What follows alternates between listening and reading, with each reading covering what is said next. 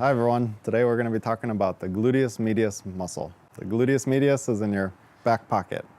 It's an important muscle for running or exercising because it stabilizes your hips, your pelvis, your knees, and even the arch of your foot.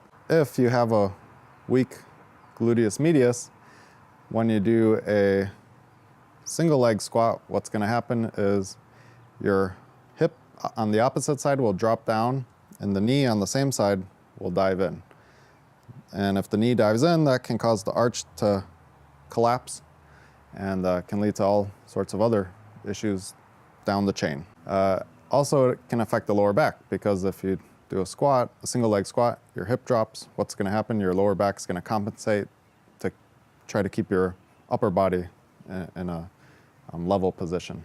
And so why am I talking about a single leg squat so much? Well, when you're running or walking, you're basically doing a mini single leg squat. So if you think about it for a split second, when you're running, all your weight's on your single leg. And so if you have weakness in your hip, for that split second, it's going to cause that improper or suboptimal movement or mechanics. So today we're going to go over how to strengthen your glute medius. Can you lie on your side, please? Both feet together on your side. The main thing is to keep the hip and pelvis straight up and down towards the sky and bend the knees to about 90 degrees here. Straighten the top leg.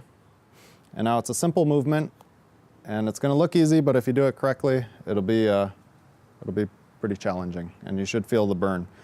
So again, the glute medius is in your back pocket, so right back here. So I'm going to hold the hip to make sure it stays stable, and then I'm going to bring your leg through the motion. Keep the knee straight, lift it up and back. Toes pointed forward, looks good. And then lower it. So you can hold it 3 to 5 seconds. So looks good. Up and back a little bit more, and you should feel the muscle right back here, and your hip's not rolling back. Looks good. And you can lower it.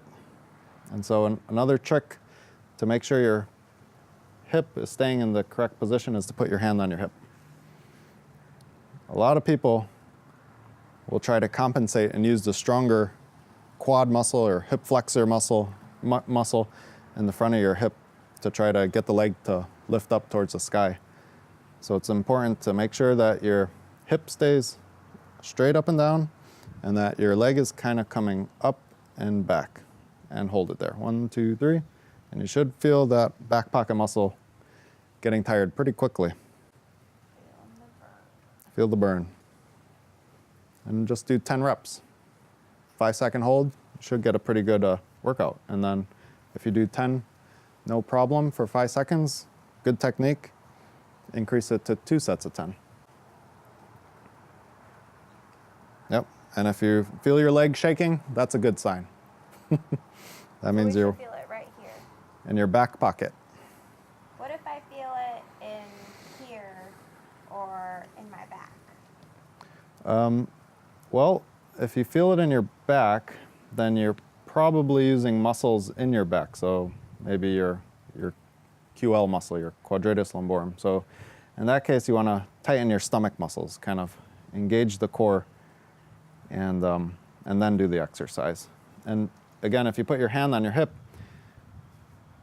you shouldn't feel the whole hip coming up. When you're lifting the leg, you shouldn't be having a hip hike, as if your ribs are getting closer to your hip bone. And if you're feeling it here, then you're probably lifting up and forward. So then just really focus, or you're rolling back and lifting up. So important thing is make sure the hip stays forward or straight up and down. To be safe, forward is better than back. And then lift up and back. And don't worry about how high the leg goes either, because the higher it goes, the more chances that you're going to compensate and use a different muscle. So just maybe 2 feet off the ground and hold it. And it's all about quality over quantity. Quantity being the height or the reps. So make sure you're doing it so that you feel the burn in this back pocket area. So remember, Yeah. up and back.